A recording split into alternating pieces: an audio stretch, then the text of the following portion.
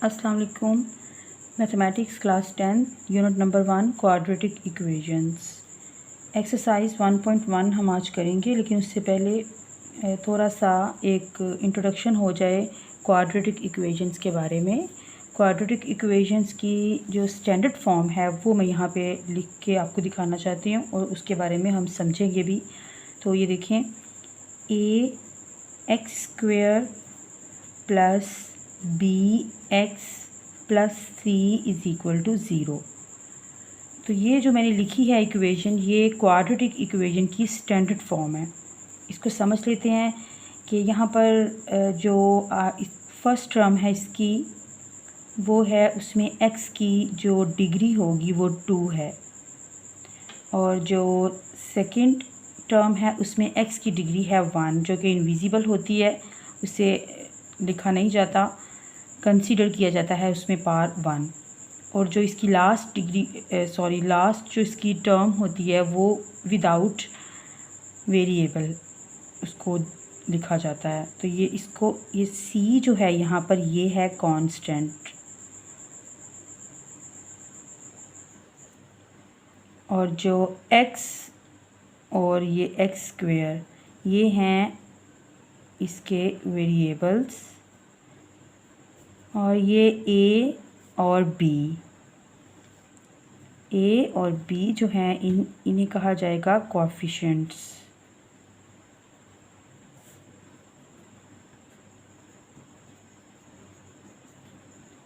तो इस तरह से इसको लिखा जाता है, a x square plus b x plus c is equal to zero. और जब बात आए कि प्योर क्वाड्रेटिक, तो उसमें क्या होता है कि ये जो x वाली जो आपकी टर्म होती है उसमें वो ज़ीरो होती है, इक्वल टू ज़ीरो। मीन्स कि अगर आपके पास इस फॉर्म में है तो इसको हम बोलेंगे प्योर, कि ये प्योर क्वाड्रेटिक है, या प्योर भी बोल सकते हैं, प्योर क्वाड्रेटिक। तो यहाँ पर हम अब इस एक्सरसाइज 1.1 के क्वेश्चन नंबर 1 को देख लेते हैं। ये क्वेश्चन नंबर 1 है, right the following quadratic equations in the standard form. ये जितनी भी इक्वेशंस हैं ये सब क्वाड्रेटिक हैं, लेकिन इस फॉर्म में लिखी हुई हैं, इन्हें थोड़ा सा सिंप्लीफाई करना पड़ेगा। सिंप्लीफाई करने के बाद इन्हें आपने इस फॉर्म में लिखना है क्वाड्रेटिक में। तो और फिर ये भी पूछ रहा है वो कि point out pure quadratic equations.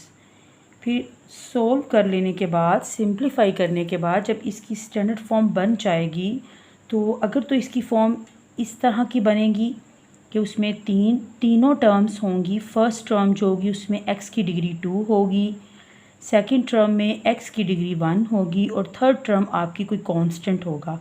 तो फिर तो वो उसको हम बोलेंगे क्वाड्रेटिक है ये इक्वेशन। लेकिन अगर आपके पास आंसर में सिंप्लीफाइड फॉर्म में आपके पास इस तरह की अगर आ गई कि ए एक्स स्क्वेयर प्लस बी, तो फर्स्ट टर्म इसकी x की डिग्री जो है वो 2 हो, और बी एक्स वाली ये इसमें मिस हो, ये ना हो, और लास्ट में कांस्टेंट हो, तो आप समझ जाएं कि ये प्योर क्वाड्रेटिक है। आई होप कि आपको समझ आ गई होगी क्वाड्रेटिक की और प्योर क्वाड्रेटिक में क्या फ़र्क है। तो चलें अब इसको स्टार्ट कर लेते हैं। इसे हमने सिंप्लीफाई करना है। यहाँ पर सोल्यूशन फाइंड नहीं करना, आपने स्टेटमेंट को आप फॉलो किया करें।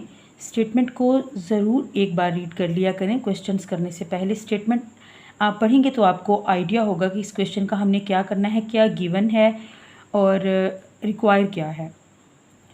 तो अब देख लेते हैं यहाँ पर ये, इसको अब आपने x की वैल्यू फाइंड नहीं करनी, इससे आपने इस फॉर्म में लिखना है।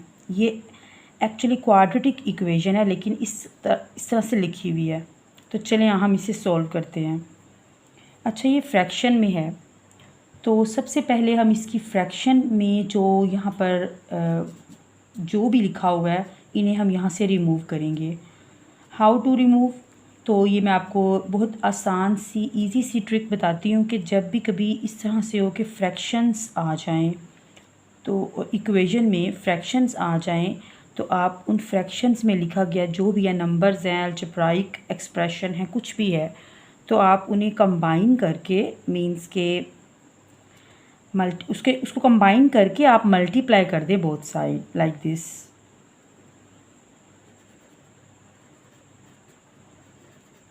Multiply both side by x into x minus to. तो ये देखिए, जब मैं बात करती हूँ ना कंबाइन करने की, तो उसका मतलब ये होता है x into x minus to, means के इनको मल्टीप्लाई कर लिया जाता है। एलसीएम के चक्रों में पढ़ने की ज़रूरत नहीं है, वो बहुत लंबा हो जाता है और मुश्किल भी हो जाता है। तो this is the best way to remove denominators. तो आप x into x minus two से बोथ साइड मल्टीप्लाई कर दें। तो अभी आप देखिएगा कि किस तरह से हमारे ये डिनोमिनेटर्स यहाँ से रिमूव होते हैं। तो आपने x into x minus to को फर्स्ट टर्म के साथ मल्टीप्लाई कर दिया, उसके बाद यहाँ पर भी सेकेंड टर्म के साथ भी आपने इसको मल्टीप्लाई कर दिया है, थर्ड के साथ भी। तो उसमें मल्टीप्लाई करते हुए आप 4 को पहले लिख लें, उसके बाद आप इसको x minus two equal to zero. तो ये देख सकते हैं कैंसलेशन हो जाएगी हमारी, और we are left with x into x plus four minus x minus two into x minus two plus 4x multiply हो जाए। पहले आप इसको इसी तरह से लिख लेते हैं। Now we have to simplify. x को आप मल्टीप्लाई कर देंगे 1 बाय 1, और इसी तरह से यहाँ पर भी मल्टीप्लिकेशन हो जाएगी। फर्स्ट ब्रैकेट की फर्स्ट टर्म दोनों सेकंड ब्रैकेट की दोनों टर्म्स से मल्टीप्लाई हो जाएगी, और इसी तरह से फर्स्ट ब्रैकेट की सेकंड टर्म भी दोनों टर्म्स के साथ, सेकंड ब्रैकेट की दोनों टर्म्स के साथ मल्टीप्लाई हो जाएंगी। तो चलिए हम लिख देते हैं इनकी entries. X square plus 4x minus, बाहर माइनस है, अभी अंदर हम इसे सॉल्व कर रहे हैं तो हम एक ब्रैकेट लगाएंगे। एक्स स्क्वायर माइनस 2x, फिर minus 2x and minus minus plus 2 2 ज़ा 4 प्लस 4x स्क्वायर माइनस 4 2 ज़ा 8x इज़ इक्वल टू 0। अब हम इसको सोल्व कर लेते हैं। ब्रैकेट में अभी बाहर एज इट इज़ लिखेंगे। 2 minus 2x minus 2x same sign है, तो इन्हें प्लस कर लेते हैं। 2 and 2 minus 4x plus 4 plus 4x square minus 8x is equal to 0। उसके बाद आपके पास आ जाएगा, यहाँ पे आप इसको ब्रैकेट जो है इसको हम रिमूव करते हैं। X square plus 4x minus x square, बाहर माइनस है, ये अंदर अप्लाई हो रहा है, तो आपके सारे यहाँ तक इतने साइंस जो हैं वो हमारे चेंज हो जाएंगे due to this minus outside. Plus 4x square minus 8x is equal to 0। अब आप ऐसा करें, लाइक टर्म्स को हम इस तरह से अंडरलाइन कर लेते हैं। तो ये देखें, x square minus x square से कैंसिल हो जाएगा, तो 4x स्क्वेयर यहाँ पे रह जाएगा। इसी तरह आप x की जो हैं टर्म्स उन्हें भी देख लेते हैं। 4x plus 4x will give you 8x plus 8x and here minus 8x। उसके बाद आपके पास रह जाएगा -4, तो ये देखिए -4 रह जाएगा इज़ इक्वल टू 0। इस तरह की मार्किंग पेपर में आप ना करें तो ज़्यादा बेहतर है। तो अब हम देख लेते हैं इसको, क्या ये भी कैंसिल हो रहे हैं। तो आपके पास रह जाएगा 4x square minus 4 is equal to 0। Further हम इसको 4 कॉमन लेंगे। जिस हद तक ये सिंप्लीफाई होते हैं इनको किया जाता है, तो आपके पास रह जाएगा एक्स स्क्वेयर माइनस 1, बिकॉज ये 4 यहाँ पर मल्टीप्लाई हो रहा है और ये इक्वल टू 0, तो एक्स स्क्वेयर माइनस 1 आपके पास बच जाएगा। ये देखिए, तो x² - 1 आपके पास बच गया है। तो अब हम देख सकते हैं कि ये